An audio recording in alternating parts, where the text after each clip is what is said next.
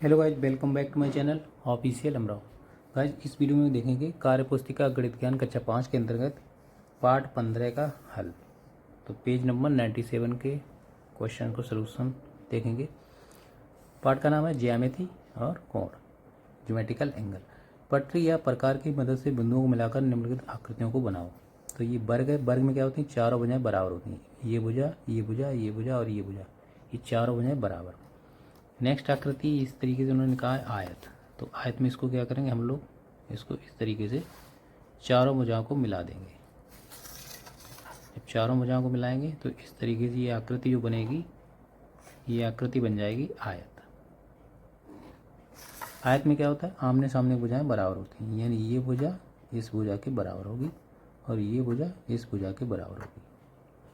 Next आकृति है, इसको डॉटेड पॉइंट्स को मिलाएंगे पटरी की सहायता से। तो यहाँ जब मिलाएंगे तो ये जो आकृति बनेगी, ये आकृति बनेगी त्रिभुज।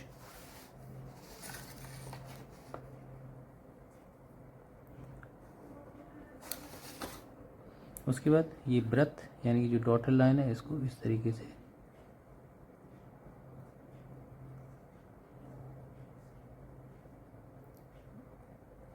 घुमा देंगे तो ये जो आकृति बनेगी ये बन जाएगी आयत, सॉरी वृत्त यानी सर्किल। नेक्स्ट है ये आकृति पंचभुज, यानी कि इस ये डॉटेड लाइन है, इसको इस तरीके से मिलाएंगे तो पंचभुज इस तरीके से ये आकृति कंप्लीट हो जाएगी। इसमें क्या होगा? 5 भुजाएं होंगी, 1 2 3 4 5। तो ये हो गया पंचभुज, इसको कहते हैं पेंटागन। नेक्स्ट देखते हैं। नेक्स्ट है, देखो और जोड़े मिलाओ। 3 भुजाओं से मिलकर बनी आकृति। तो ये त्रिभुज हो गया जिसमें 3 भुजाएं, 1 2 3। नेक्स्ट है 4 बराबर भुजाओं से मिलकर बनी आकृति, जिसमें 4 बराबर भुजाएं होती हैं, तो उसे कहते हैं वर्ग। तो इसको इससे मिला देंगे पटरी की सहायता से। नेक्स्ट है 5 भुजाओं से मिलकर बनी आकृति। 5 भुजाओं से मिलकर आकृति बनी होती है, उसे कहते हैं पंचभुज। तो इसको इस तरीके से मिला देंगे। नेक्स्ट है 4 भुजाओं में से 2 आमने सामने की बराबर भुजाओं से मिलकर बनी आकृति। तो ये होता है आयत। तो इसको इस तरीके से मिला देंगे। नेक्स्ट है एक निश्चित बिंदु से सदैव समान दूरी पर स्थित बिंदुओं के समूह से बनी आकृति। तो ये होता है वृत्त। तो इसको इससे मिला देंगे इस तरीके से। ये कंप्लीट हो गया। अब नेक्स्ट आता है समझो और करो। बिंदुओं को मिलाकर आकृति बनाओ, माप लिखो और आकृति का नाम लिखो। तो सबसे पहले इन बिंदुओं को मिला लेंगे, उसके बाद इनको नाप के लिखेंगे कितनी कितनी कितनी भुजाएं, कितनी कितनी लंबाई माप की है। तो चलिए देखते हैं। तो यहाँ पर अगर देखा जाए, ये भुजा इसको मापेंगे तो ये 5 सेंटीमीटर लंबी है और 3 सेंटीमीटर चौड़ी है। तो आबा तो ये है 5 सेंटीमीटर। बासा ये है 3 सेंटीमीटर। सादा तो ये होगी 5 सेंटीमीटर। दा ये होगी 3 सेंटीमीटर। और जो आकृति है इसे कहेंगे आयत, यानी इसके आमने सामने की भुजाएं कैसी हैं? बराबर। नेक्स्ट आकृति, इसको मिलाएंगे इस तरीके से।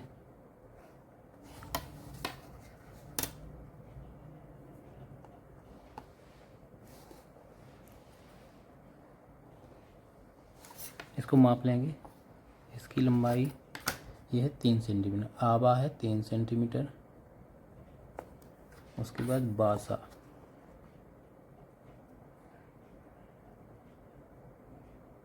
बासा जो है 2.3 सेंटीमीटर। इसी तरीके से सेम सादा कितनी होगी? 3 सेंटीमीटर होगी। और दा ये होगी 2.3 सेंटीमीटर। तो एक्चुअली में क्या है कि ये वर्ग होना चाहिए था, बट इसमें क्या है लंबाई और चौड़ाई अलग अलग है, तो ये आयत हो जाएगा। अगर लंबाई चारों जो भुजाओं की लंबाई है चारों भुजाओं की अगर बराबर होती तो वो वर्ग हो जाता। अब नेक्स्ट इन पॉइंट्स को मिलाना है, इसको मिलाएंगे इस तरीके से।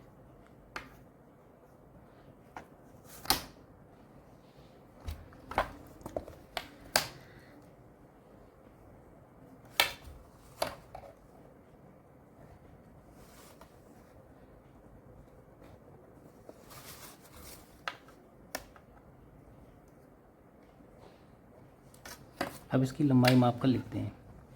इसकी है 2 सेंटीमीटर, इसकी 2 सेंटीमीटर, यानी जी इस सभी जो भुजाओं की लंबाई जो है वो सबकी है 2 सेंटीमीटर। तो यहाँ लिख देंगे 2 सेंटीमीटर। क्योंकि इसमें 5 भुजाएं हैं, 1 2 3 4 5, तो इसको कहेंगे पंचभुज।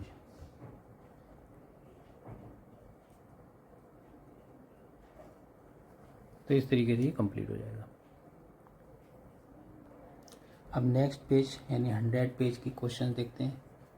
इन्होंने एक फार्मूला लिखा है, आयत का परिमाप बराबर लंबाई प्लस चौड़ाई प्लस लंबाई प्लस चौड़ाई, यानी 2 लंबाई प्लस 2 चौड़ाई, 2 बाहर कर लिया लंबाई प्लस चौड़ाई। तो एक क्वेश्चन उन्होंने हल कर दिया है। यहाँ पर लंबाई दी है, ये आयत है, इसकी लंबाई है 6 सेंटीमीटर, चौड़ाई है 2 सेंटीमीटर। तो आयत की लंबाई लिखा है 6 सेंटीमीटर, चौड़ाई है 2 सेंटीमीटर। तो आयत का परिमाप 2 इंटू ब्रैकेट ओपन लंबाई प्लस चौड़ाई ब्रैकेट क्लोज। तो 2 गुणा लंबाई है 6 सेंटीमीटर प्लस चौड़ाई है 2 सेंटीमीटर, 6 और 2 8, 8 गुणा 2 8 दूनी 16 सेंटीमीटर। तो यहाँ आयत का परिमाप आया 16 सेंटीमीटर। इसी तरीके से यहाँ इन्होंने लंबाई दे दी है 4 सेंटीमीटर, यानी कि लंबाई है 4 सेंटीमीटर और चौड़ाई है 2.5 सेंटीमीटर।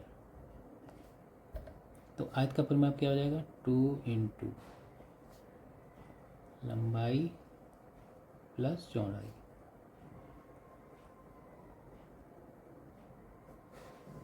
इसको हल करेंगे 2 इंटू लंबाई है 4 सेंटीमीटर प्लस चौड़ाई है 2.5 सेंटीमीटर।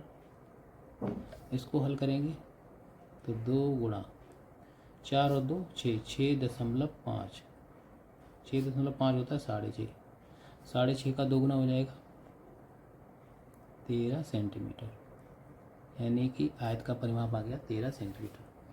अब इन्होंने ये आकृति बना के दे दी। इस आकृति में क्या करना पड़ेगा, हमें इसकी लंबाई नापनी पड़ेगी पट्टी से। तो इसकी लंबाई नाप लेते हैं। तो ये है 5 सेंटीमीटर और चौड़ाई है 3 सेंटीमीटर, यानी लंबाई है 5 सेंटीमीटर और चौड़ाई है 3 सेंटीमीटर। तो यहाँ लिख लेंगे 5 सेंटीमीटर एंड 3 सेंटीमीटर। तो यहाँ परिमाप क्या आ जाएगा 2 इंटू लंबाई प्लस चौड़ाई।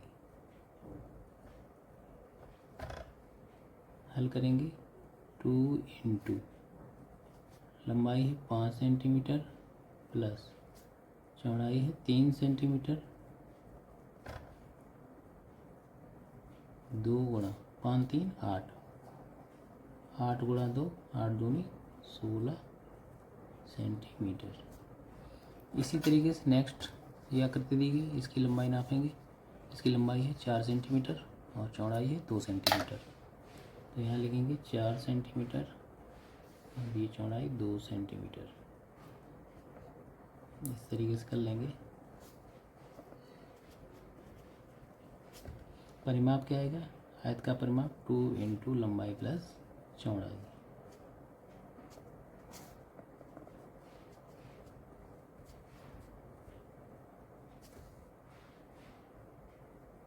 टू इंटू लंबाई है 4 सेंटीमीटर प्लस चौड़ाई है 2 सेंटीमीटर,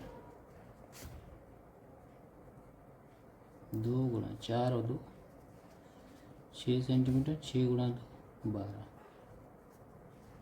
12 सेंटीमीटर। तो ये कंप्लीट हो गया। अब इधर देखते हैं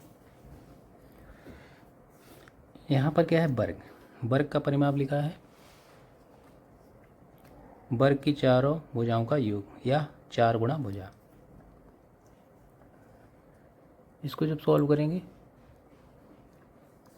तो यहाँ पर क्या है, भुजा दी गई 3 सेंटीमीटर, 4 गुणा 3 बराबर 12 सेंटीमीटर।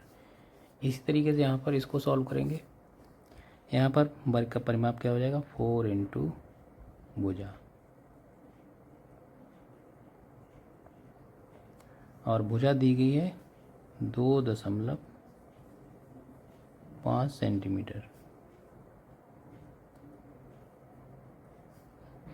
इसको सॉल्व करेंगे, ये 2.5 इसको ढाई मानेंगे, ढाई का 4 गुना होता है 10, यानी कि 10.0 सेंटीमीटर, या इसको 10 सेंटीमीटर कहेंगे।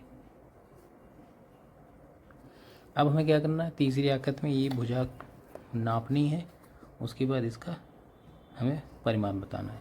तो भुजा यहाँ देखी जाए 2 सेंटीमीटर है, यानी ये 2 है तो ये भी 2 होगी, यानी सभी भुजाएं कैसी होंगी, बराबर होगी।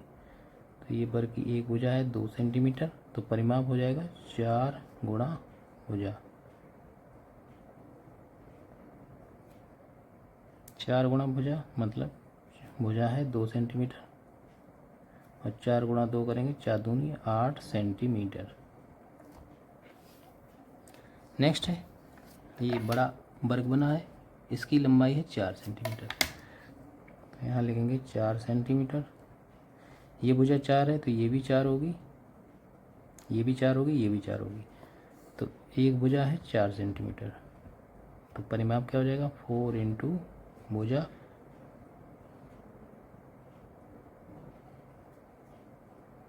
इसको सॉल्व करेंगे, 4 इंटू भुजा है 4 सेंटीमीटर, तो 4 चक्कू 16 सेंटीमीटर। तो यहाँ पर आ गया वर्ग का परिमाप 16 सेंटीमीटर। अब नेक्स्ट क्वेश्चन, पेज नंबर 102 के क्वेश्चन देखते हैं। एक आयताकार खेत की लंबाई 45 मीटर और चौड़ाई 18 मीटर है। खेत के चारों ओर तार लगाने में कितना लंबा तार लगेगा। तो एक तरीके का हमें परिमाप निकालना है। क्योंकि आयताकार है खेत, तो आयत का परिमाप फार्मूला हो जाएगा 2 ब्रैकेट लंबाई प्लस चौड़ाई।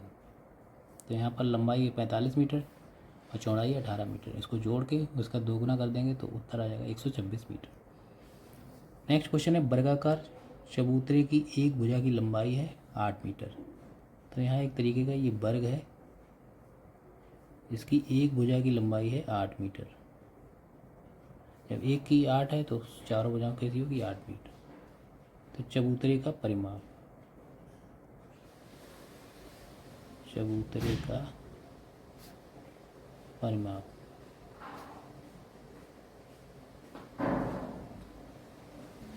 चबूतरे का परिमाप आएगा,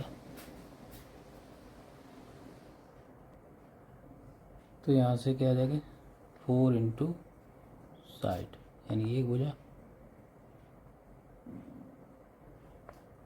4 इंटू एक भुजा है 8 मीटर, 8 चक्कू 32, यानी कि चबूतरे का परिमाप आ गया 32 मीटर। नेक्स्ट क्वेश्चन है, विद्यालय चार दीवारी 80 मीटर लंबी और 45 मीटर चौड़ी है। इसके चारों ओर 2 चक्कर लगाने में कितनी दूरी तय करनी पड़ेगी। तो एक चक्कर लगाने में तय दूरी ये लिखते हैं पहले, एक चक्कर लगाने में तय की गई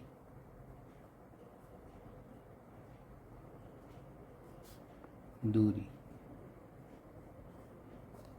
कितनी हो जाएगी, 2 इंटू इसका, चूँकि आयत बनेगा, आयत का परिमाप आएगा 2 इंटू लंबाई प्लस चौड़ाई, लंबाई प्लस चौड़ाई, 2 इंटू लंबाई है 80 मीटर प्लस चौड़ाई है 45 मीटर। इसको जब सॉल्व करेंगे 2 इंटू ये हो जाएगा 125 मीटर, 125 का 2 गुना ये आ जाएगा 250 मीटर। अब उसने कहा 2 चक्कर लगाने में, तो 2 चक्कर लगाने में तय की गई दूरी, तो यानी इसका 2 गुना हो जाएगा। 2 चक्कर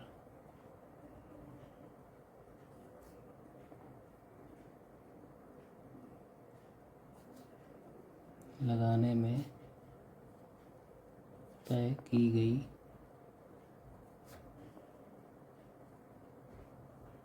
दूरी, ये आ जाएगा 2 गुणा 250 मीटर, ये हो जाएगा 500 मीटर। नेक्स्ट क्वेश्चन है, एक त्रिभुजाकार पार्क की भुजाएं क्रमशः 3.5 मीटर, 4.0 मीटर, 5 मीटर है। इसके तीनों ओर कितनी लंबी दीवार बनानी पड़ेगी? तो क्या करना पड़ेगा हमें? त्रिभुज का परिमाप, ये फॉर्मूला लगेगा। त्रिभुज का परिमाप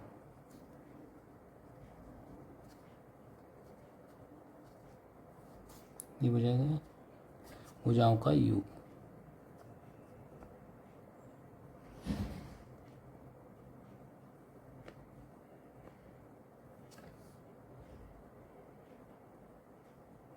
भुजाओं का योग, भुजा है 3.5 meter plus 4.0 meter plus 5 meter. इसको जो जोड़ेंगे 5 4 9 और 3 12.5 मीटर, यानी कि तीनों ओर जो है कितनी लंबी दीवार बनानी पड़ेगी? ये हो जाएगी 12.5 मीटर की दीवार। तो इस तरीके से क्वेश्चन कंप्लीट हो जाएगा।